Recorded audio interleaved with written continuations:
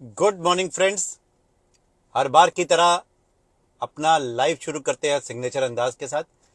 कर दिखा कुछ ऐसा कि दुनिया बनना चाहे तुम जैसा। माय डियर फ्रेंड्स, कहीं पर भी हो, बाहर हो, काम पर हो, पर समय निकाल लेते हैं आपसे मिलने का, क्योंकि ये एक प्यार ऐसा है जो पिछले 100 से भी ज़्यादा हफ्तों से बना हुआ है, बिना रुके। उम्मीद और बिलीफ है कि आगे भी बना रहेगा। आप साथ हैं तो क्या गम है। माय डियर फ्रेंड्स, अक्सर लोग पैसे के बारे में सोचते हैं, ज़्यादा पैसा बीमारियों की जड़ है, बुराइयां लेकर आता है। मतलब वो चाहते हैं पैसा कमाना, पर उनके अंदर दो थॉट्स चल रहे होते हैं। उनके कंधे पर दो बंदर होते हैं, एक नेगेटिव और एक पॉजिटिव। एक को पैसा चाहिए और एक के हिसाब से पैसा अमीरों का चौंचला है। पैसे से बीमारियां आती हैं, पैसा बुराइयां लेकर आता है, पैसा रिश्ते खराब करता है। ऐसी ना जाने कहां कहां से न्यूरल पाथवेज उनके दिमाग में बैठे हुए हैं, जहां एक और अपनी वेल्थ के लिए और अपनी सुख सुविधाओं के लिए हमें एक ग्रेटिट्यूड के साथ एंजॉय करना है लाइफ को, वहीं दोस्तों रिश्तेदारों के साथ सही कनेक्शंस और रिलेशनशिप बिल्ड करने हैं। माय डियर फ्रेंड्स, अपने न्यूरल पाथवेज को हमें रीप्रोग्राम करना पड़ेगा, क्योंकि बहुत इंपॉर्टेंट है हमारे अंदर के बच्चे को, हमारे अंदर के जो एक इनर सोल है हमारी, उसको स्वस्थ रखना पड़ेगा और उसके साथ कनेक्टेड रहना बहुत जरूरी है। कुछ टाइम अपने लिए, यानी मी टाइम, जिसमें आप सेल्फ रिफ्लेक्ट कर सके, अपने आप के ऊपर वर्क कर सके, अपनी पर्सनल डेवलपमेंट कर सकें, बहुत इंपॉर्टेंट है। और इस पर हम हमेशा फोकस देते हैं। अपनी आत्मा को हमें, अपनी सोल को हमें हमेशा निकालना चाहिए, उसको साथ कनेक्टेड रहना चाहिए और उसको सही न्यूट्रिशन देंगे, सही पोषण देंगे, तो हम अपनी लाइफ को भी अच्छा करेंगे। कंट्रोल सेंटर है, ये हमारी बॉडी का रिमोट है। गाइडेड ब्रीदिंग और मेडिटेशन से हम डिटॉक्सिफाई कर पाएंगे और हमारी सोल हमेशा हमारे जीने का सोर्स बनी रहेगी और हमेशा आपका most fruitful, trustworthy, loyal friend भी रहेगी। आज की बात कहानी के माध्यम से करूंगा, रिलेट कराऊंगा। इस कहानी से हम बहुत कुछ सीख सकते हैं। ये कहानी है king and his 4 wives. My dear friends, ये कहानी एक बुद्धिस्ट कहानी है और बहुत पुराने समय से चली आ रही है, प्राचीन काल से चली आ रही है। जन्म जन्मांतर से ये आगे आगे आगे ट्रांसफर होती जा रही है। बहुत सारे लोग इससे बहुत कुछ सीखते हैं। मैं और आप भी इससे बहुत कुछ सीख सकते हैं। ये हमें माइंडफुल और खुश रहने और खुश रखने का तरीका सिखाती है। ये कहानी बहुत इंपॉर्टेंट है।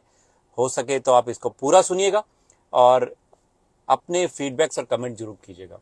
एक शक्तिशाली राजा था, बहुत उसका नाम था, पर अब उसकी उम्र हो गई थी और राजा की 4 रानियां थी।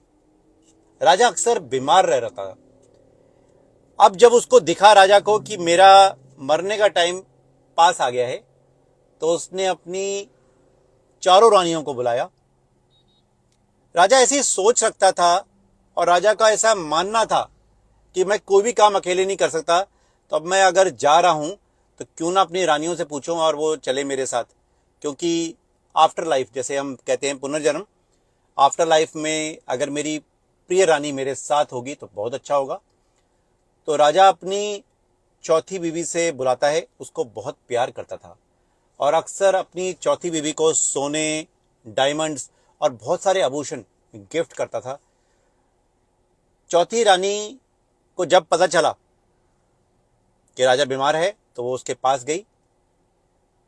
राजा ने पत्नी को बड़े प्यार से पूछा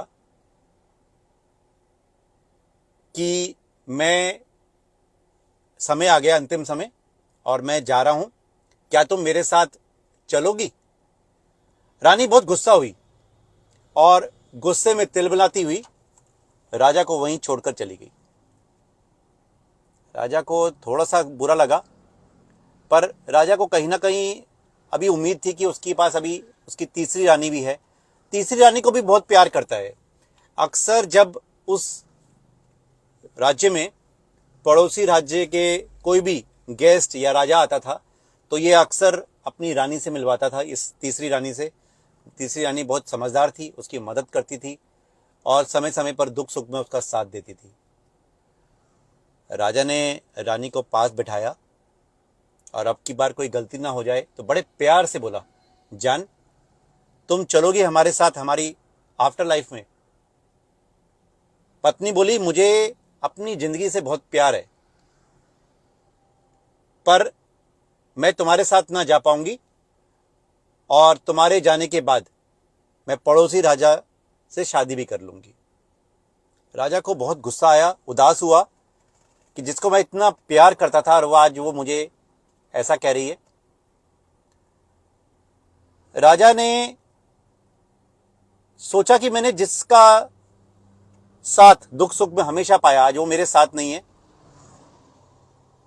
वो बोली, देखो मैं आपकी सारी समस्याएं अब तक समझती आ रही हूं, पर यहां पर मैं आपका साथ नहीं दे पाऊंगी। राजा को कहीं ना कहीं लगा कि अब तीसरी रानी पर जाया जाए। तीसरी रानी ने भी वही बात बोली कि दुख सुख में मैं आपके साथ थी, खड़ी हुई, पर अब मैं आपका साथ नहीं दे पाऊंगी। हां, एक काम जरूर कर दूंगी, आपका अंतिम संस्कार बहुत अच्छे से करा दूंगी और पूरी विधि के दौरान मैं वहां रहूंगी और बहुत अच्छे से आपका अंतिम संस्कार कर दूंगी। राजा बहुत निराश हुआ, जिससे उसको बहुत उम्मीद थी पहली वाली से, उसने मना कर दिया। राजा की तीसरी रानी, उन्होंने मना कर दिया। राजा की दूसरी रानी, उसने भी मना कर दिया। राजा को समझ नहीं आ रहा था, राजा बहुत निराश हुआ, फ्रस्ट्रेट हुआ। तभी उसको एक आवाज सुनाई दी, मैं चलूंगी तुम्हारे साथ, मैं साथ दूंगी। राजा ने नजर उठाई तो उसकी पहली पत्नी खड़ी थी। ये वो पत्नी थी जिसका राजा ने कभी भी ना मान सम्मान किया था, ना कभी पूछता था राजा उससे, ना कभी बात करता था। राजा को बहुत शर्मिंदगी महसूस हुई, आज मेरे बुरे वक्त में उस रानी ने साथ दिया जिसका मैंने कभी सोचा ही नहीं था।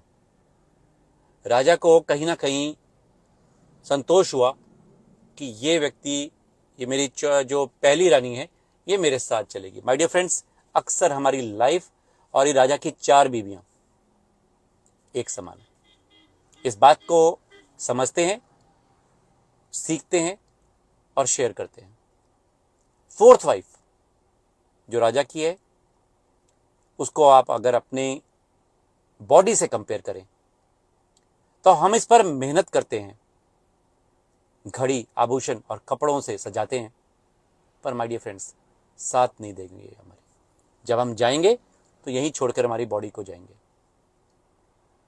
ना अपनी सुंदरता पे, ना अपने वेल बिल्ट होने पर या अपने अंडर बिल्ट होने पर या अपने रंग पर कभी भी गुमार करना, क्योंकि यहीं छोड़कर जाना है। 3rd वाइफ जो राजा की थी, उसको हमारी पोजेशंस, धन दौलत, घर गाड़ी से आप कंपेयर कर सकते हैं। जैसे तीसरी बीवी ने दोबारा शादी कर ली, हमारी धन दौलत, हमारी जो भी पोजीशन है, आगे किसी और के पास चली जाएगी जो उसका सही हकदार होगा। 2nd वाइफ हमारे फ्रेंड्स और फैमिली, जिनका हम दुख सुख में सुनते हैं, उनसे सलाह मुशवरा करते हैं, पर माय डियर फ्रेंड्स ये भी साथ नहीं देंगे हमारे। जब हम जाएंगे तो केवल राजा की तीसरी नहीं, चौथी नहीं, दूसरी नहीं, राजा की पहली पत्नी काम आई थी। पहली पत्नी है हमारी सोल, हमारी आत्मा। माय डियर फ्रेंड्स, यही सदा आपके काम आएगी। इसे हम हमेशा निग्लेक्ट करते हैं और हमेशा यही हमारा साथ देगी।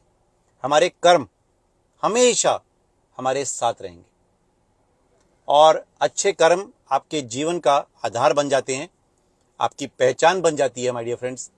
और आप तभी अपने साथ एक स्वस्थ शरीर और धन दौलत का आनंद ले पाएंगे जब आप अपनी सोल, अपने कर्मों से सही करेंगे। लोगों को खुशियां दे पाएंगे तभी, और मोस्ट इंपॉर्टेंट खुश भी तभी रह पाएंगे my dear friends. So always work on your soul, take good care of your soul. उम्मीद करूंगा ये कहानी आपको अच्छी लगी। आपके कमेंट्स और फीडबैक अगर हमें मिलते रहेंगे, हम यूं ही आपके साथ 100 क्या 200 क्या 500 हफ्ते भी लगातार आते रहेंगे और कुछ नया आपके साथ शेयर करेंगे ताकि हम सीखें, करें और सिखाएं my dear friends. Wish you wealth.